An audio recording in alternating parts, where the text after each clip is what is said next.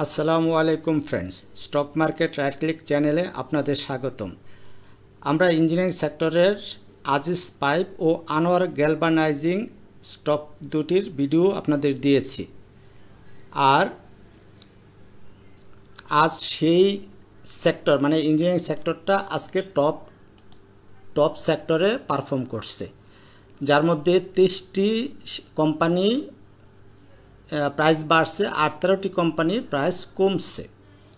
So আমরা ধারণা করতে পারি ইঞ্জিনিয়ারিং সেক্টরটা যদি আপট্রেন্ড কন্টিনিউ করে তাহলে আমাদের দুটা স্টকও ভালো পারফর্ম করবে, যা ইতিমধ্যে আমরা দেখতে পেয়েছি যে পারফর্ম করছে। আজ ফুয়েল অ্যান্ড পাওয়ার সেক্টর নিয়ে আলোচনা করব, কারণ আজ এই সেক্টরটি দ্বিতীয় পজিশনে আছে। দ্বিতীয় পজিশনে আসে পাশাপাশি 14টি কোম্পানি, ফুয়েল অ্যান্ড পাওয়ারের 14টি স্টক ভালো পারফর্ম করছে, পজিটিভ ছিল, আর মাত্র 6টি স্টক ডাউন ট্রেন্ডের ছিল। এবং আমরা যদি দেখি আমাদের ডোরিন পাওয়ার আজকে হোল্ডেড ছিল। সো আসুন আমরা engineering fuel and power sector থেকে একটি স্টক নির্বাচন করি, আর সেই স্টকটি হলো আমাদের ইপিজিএল, যাকে আমরা বলি এনার্জি প্যাক পাওয়ার জেনারেশন লিমিটেড। তাহলে আজ আমি রাইট ক্লিক জাকারিয়া পুরো আলোচনা জুড়ে আছি আপনাদের সাথে। শুরুতেই আমরা ফুয়েল অ্যান্ড পাওয়ার সেক্টরের চার্টটা দেখে আসব কি অবস্থা আছে। এই হলো আমাদের ফুয়েল অ্যান্ড পাওয়ার সেক্টরের চার্ট। এই চার্ট যদি আমরা এই যে একটা ট্রেন্ড লাইন ড্র করে রাখছি, ট্রেন্ড লাইন ড্র অবস্থা দেখা যায় আমাদের ফুয়েল অ্যান্ড পাওয়ার সেক্টরের ট্রেন্ড লাইন ব্রেকআউট করছে। তার মানে আমি বরাবরই দেখা যায় একটা ট্রেন্ড লাইনের উপরে বিশ্বাস রাখি এবং এটার উপরে ট্রেড করতে স্বাচ্ছন্দ্য বোধ করি। সো আমরা দেখতে পাচ্ছি ফুয়েল অ্যান্ড পাওয়ার সেক্টরের ট্রেন্ড লাইন ব্রেকআউট করছে, তারপরে এই ব্রেকআউট করে আবার একটা রিটেস্ট করে সে আবার উপরের দিকে যাচ্ছে। যদিও সে এখন যে ক্যান্ডেলটা দিচ্ছে সেটা হলো শুটিং স্টার ক্যান্ডেল, এখানে একটা রেজিস্ট্যান্সে বাধা পাইছে, ঠিক আছে। তারপরেও আমরা মনে করি যে ফুয়েল অ্যান্ড পাওয়ার সেক্টরে যথেষ্ট পাওয়ার আছে, যেটা দিয়ে আমরা সামনে আরও কিছুদিন এই সেক্টরে পারফর্ম দেখব। যেহেতু আমরা ইপিজিএল স্টকটির অ্যানালাইসিস দেখব, তাই চলুন আমরা ইপিজিএলের একটা ফান্ডামেন্টাল ডাটা অ্যানালাইসিস করি। কি আছে ফান্ডামেন্টাল দিক দেখেন। যদি তার ইয়ারলি ইপিএসগুলি আমরা কাউন্ট করি তাহলে আমরা দেখব ইয়ারলি ইপিএসগুলি নেগেটিভ, পরপর সে নেগেটিভ হচ্ছে, পজিটিভ থেকে নেগেটিভ হচ্ছে। বাট আমরা যদি লাস্ট 3 কোয়ার্টারের ইপিএসটা দেখি, দেখেন লাস্ট 3 কোয়ার্টার জুনের ইপিএস থেকে -5.32 ছিল। সেপ্টেম্বরে ফার্স্ট কোয়ার্টার 24-এর ফার্স্ট কোয়ার্টারে সেটা কমে আসছে, কমে আসছে 1.85। তারপরে ডিসেম্বরে আসছে 0.87, মানে নেগেটিভ থেকে পজিটিভ হয়ে গেছে। তাহলে আমরা বলতে পারি যে এই ধারাবাহিকতায় আমাদের কোয়ার্টার 3 ইপিএস, এই দেখেন পজিটিভ আসছে, কোয়ার্টার 3 ইপিএসটা আমাদের আরও ভালো আসবে, এই পজিটিভ ধারা অব্যাহত থাকবে। তাহলে এই পজিটিভ ধারা অব্যাহত থাকলে আমরা এই স্টকটা নির্বাচন করতেই পারি। এখন চলুন আমরা মান্থলি চার্টটা দেখি। আমরা ইপিজিএলের মান্থলি চার্ট আমরা এই যে ড্র করে রাখছি। আমাদের ইয়ারলি মানে অল টাইম হাই আছে কত, 101 টাকা 80 পয়সা, আর অল টাইম লো আছে 12 টাকা 30 পয়সা, আর বর্তমান প্রাইস আমাদের আছে 20 টাকা 90 পয়সা। তাহলে আমরা দেখতে পাচ্ছি যে শেয়ারটা একটা লম্বা ডাউন ট্রেন্ড শেষ করছে, লম্বা একটা ডাউন ট্রেন্ড শেষ করে সে সবেমাত্র সে আপ ট্রেন্ড শুরু করছে। আর যেহেতু সে আপ ট্রেন্ড শুরু করছে আর ফান্ডামেন্টাল দিকগুলি আস্তে আস্তে ডেভেলপ করতেছে, ভালো হচ্ছে, সেই জন্য আমরা বলতে পারি শেয়ারটা ফিউচারে আমাদের ভালো পারফর্ম দেখাবে। সো কোনো শেয়ারই একবারে খাড়া উপরের দিকে উঠে যায় না, মানে এইভাবে খাড়া উপরের দিকে উঠে যায় না। কি করে শেয়ারটা উঠানামা করে করে শেয়ারটা যাবে। মনে করেন এখান থেকে আমাদের শেয়ারটার এটুক পর্যন্ত উঠছে, আবার এখানে নামছে, তারপরে দেখা যাবে এখানে উঠবে। তাহলে এই যে 34 টাকা আমাদের নেক্সট টার্গেট ধরতে পারি, তারপরে হয়তো আবার সে শেয়ারটা 26 টাকা আসতে পারে, এসে শেয়ারটা হয় এখানে আমাদের রেজিস্ট্যান্স পাবে 42 টাকা, আর না হয় আমাদের রেজিস্ট্যান্স পাবে 55 টাকা।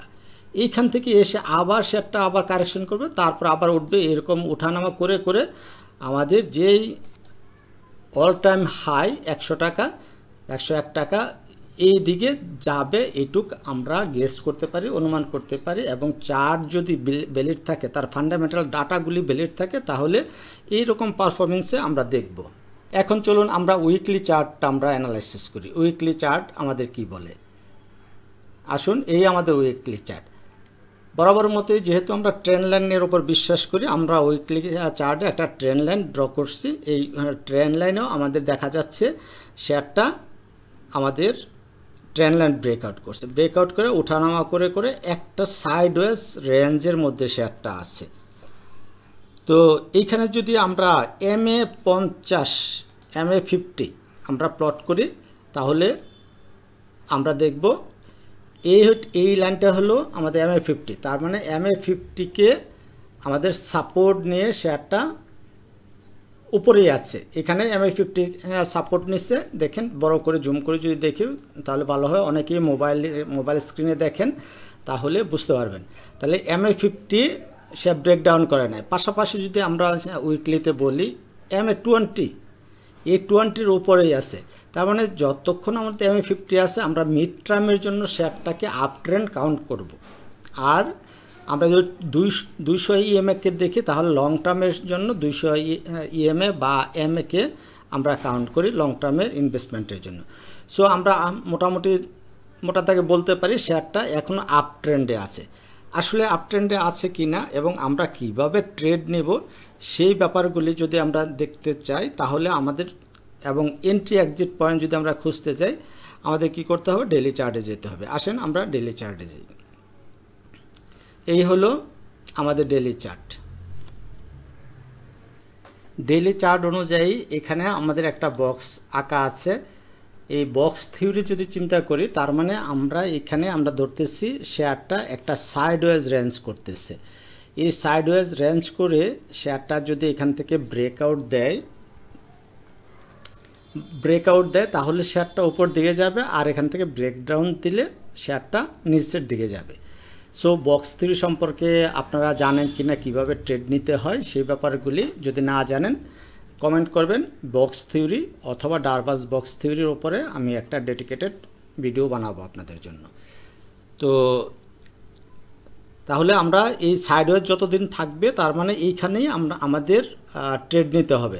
এই সাইডওয়েজ বা আমরা বলতে পারি কি রেক্ট্যাঙ্গুলার বক্স অথবা বক্স থিওরি সব একই, ঠিক আছে।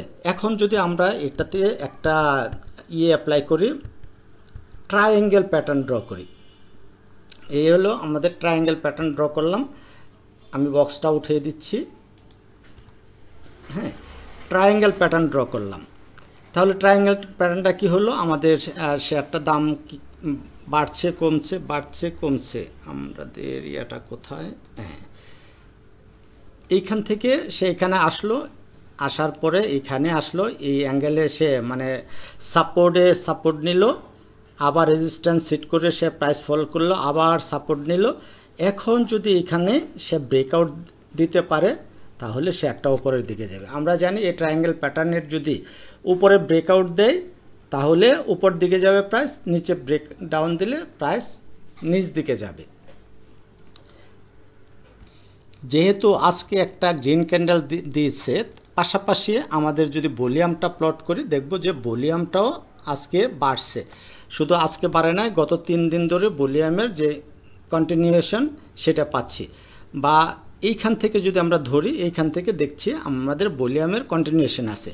তার মানে ভলিউম হলো একটা স্টকের প্রাণ, তাহলে সেই প্রাণটা ফিরে পেতে চলছে। তারপরে আমাদের অ্যাভারেজ ভলিউম কত, অ্যাভারেজ ভলিউম হলো আমাদের এই যে অ্যাভারেজ ভলিউমের লাইন, এটা হলো 13 লাখ। আজকে ভলিউম হয়েছে আমাদের 8,45,000। সো অ্যাভারেজ ভলিউম যখন টাচ করবে, তখনই আমরা বুঝতে পারবো যে শেয়ারটা আপ ট্রেন্ডে যাচ্ছে। এখন আগামীকালকে যদি এই ক্যান্ডেলের পর আরেকটা গ্রিন ক্যান্ডেল দেয় এবং ট্রেন্ড লাইনটা ব্রেকআউট করে, এই যে উপরে ট্রায়াঙ্গেলের ট্রেন্ড লাইন, তাহলেই আমরা এন্ট্রি নিতে পারি।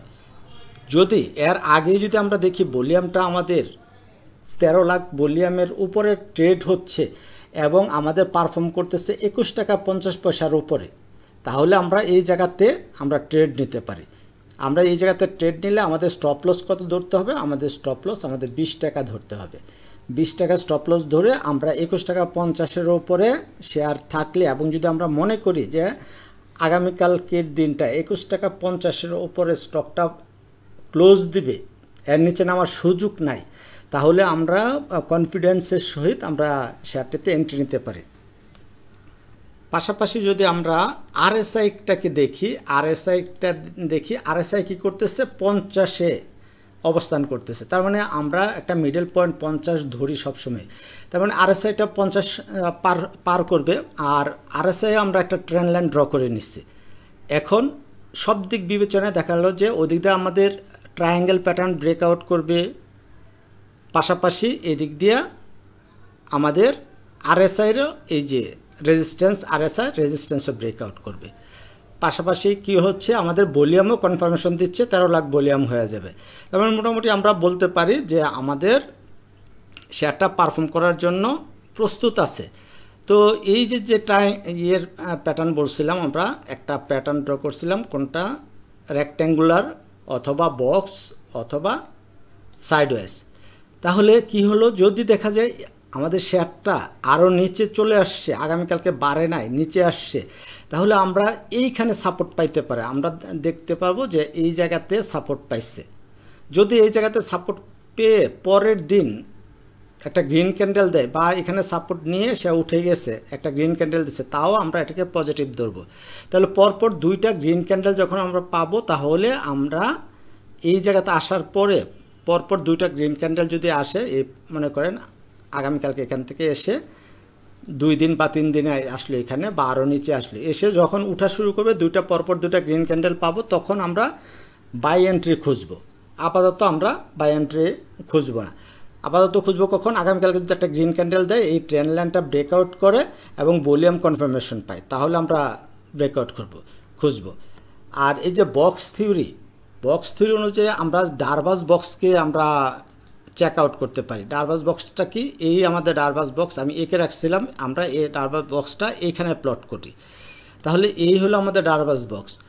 কি করলো? শেয়ারটা পারফর্ম করলো, এই ডারবাস বক্সটা সে ব্রেকআউট করে লম্বা একটা আমাদের প্রফিট দিচ্ছে। কিভাবে দিচ্ছে?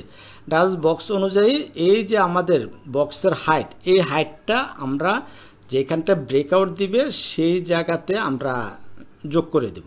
এই জায়গায় যোগ করে দিলাম, তার মানে তো এইখানে শেষ হওয়ার কথা না।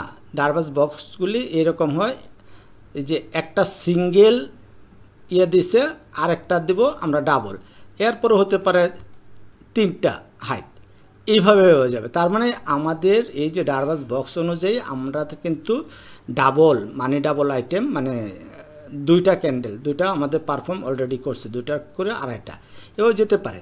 সো আমরা চিন্তা করতে পারি যে শেয়ারটা আগামীতেও এটা আপ ট্রেন্ড করবো, কারণ ফান্ডামেন্টাল ভালো, সব কিছুই ভালো। ফান্ডামেন্টাল আমরা দেখলাম গত 3টা ইপিএস সে আস্তে আস্তে কন্টিনিউ করছে, সেই কারণে সব কিছু বিবেচনায় আমরা এটাকে একটা আপ ট্রেন্ডের শেয়ার ধরতে পারি। আপ ট্রেন্ডের শেয়ার কীভাবে ধরবো?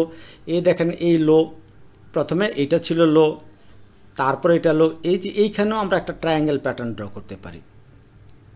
কিভাবে? এখান থেকে যদি এটা আঁকি, এই যে ট্রেন্ড লাইন, এই যে ট্রেন্ড লাইনটাকে যে আমি এত গুরুত্ব দিই, দেখেন এই ট্রেন্ড লাইন,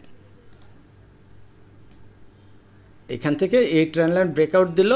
যদি এদিক থেকে আবার একটা অ্যাঙ্গেল ড্র করি, এটাও আমরা ড্র করতে পারি, ঠিক আছে না? সো এই যে ট্রায়াঙ্গেল প্যাটার্ন করলো, সে ব্রেকআউট দিয়ে উপরে চলে গেছে। সো আমরা এই ডেলি চার্টও একটা EMA50টা ড্র করে নিলাম। EMA50 দেখেন, EMA50তে সে সাপোর্ট নিচ্ছে, আর আমি মনে করি যে এই EMA50কে সাপোর্ট নিয়ে শেয়ারটা উপরে উঠবে। এইখান থেকে শেয়ারটা উপরে উঠবে, উঠার পরে আবার কারেকশন দিবে, কারেকশন দিয়ে এই EMA50 উপরে যাবে, এখানে সে আবার সাপোর্ট নেবে, আবার উপরে উঠবে, এইভাবে শেয়ারটা আমাদের মূল লক্ষ্যে পৌঁছাবে। তাহলে ফাইনালি আমরা কি বলতে পারি যে আগামীকালকে যদি একটা গ্রিন ক্যান্ডেল দেয় এবং 21 টাকা 50 পয়সার উপরে ক্লোজিং আমরা নিশ্চিত হতে পারি, তাহলে শেয়ারটাতে আমরা এন্ট্রি নেব, তাছাড়া আমরা এন্ট্রি নেব না। সাথে সাথে আমাদের ভলিউম কনভার্সন লাগবে। ঠিক আছে, তাহলে ভিডিওটি শেষ করার আগে রিকোয়েস্ট রইল, অ্যানালাইসিসটি যদি ভালো লাগে তাহলে ভিডিওতে লাইক দিবেন, কমেন্ট করবেন, আর সাবস্ক্রাইব করতে ভুলবেন না। সাবস্ক্রাইব করে বেল বাটনটা অন করে দিবেন, যাতে করে নোটিফিকেশনগুলি সবার আগে আপনার কাছে পৌঁছায়। ভালো থাকবেন, নেক্সট ভিডিওর জন্য অপেক্ষা করবেন। আল্লাহ হাফিজ।